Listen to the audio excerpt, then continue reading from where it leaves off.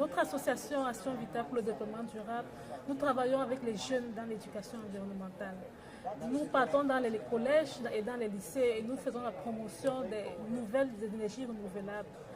Nous sommes rendus compte que notre pays, on a une insuffisance en énergie renouvelable, ce qui fait en sorte qu'on a beaucoup de délestage. Alors, nous faisons la promotion de toute forme d'énergie renouvelable au niveau des enfants. Nous les inspirons leur capacité à réfléchir.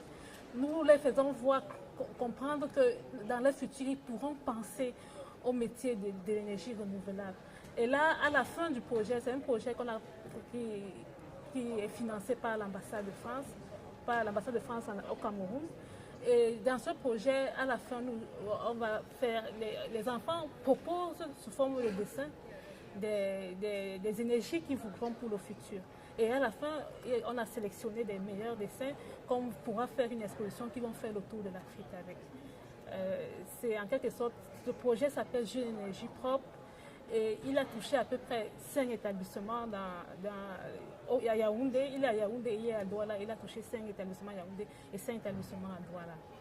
Et à ce moment, nous sommes en train de préparer l'exposition avec l'appui de l'ambassade de France et l'Institut français du Cameroun, nous allons faire une exposition qui pourra faire le tour du Cameroun et pourquoi pas le tour de l'Afrique. Okay, and one more question, just whether the young people in Africa, in Cameroon, you've come here to Doha, is your voice heard, young African voices, are they listened to here in Doha? And what would you like to see in this conference?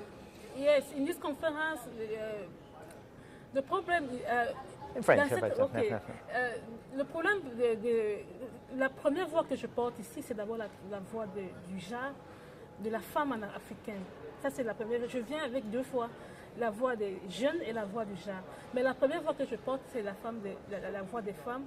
Parce que chez nous, en Afrique et surtout au Cameroun, les femmes ne sont pas conscientes des problèmes du changement climatique. Nous sommes heurtés à 2 problèmes. Premièrement, les femmes, elles ont peur, les femmes n'ont pas la capacité de s'exprimer.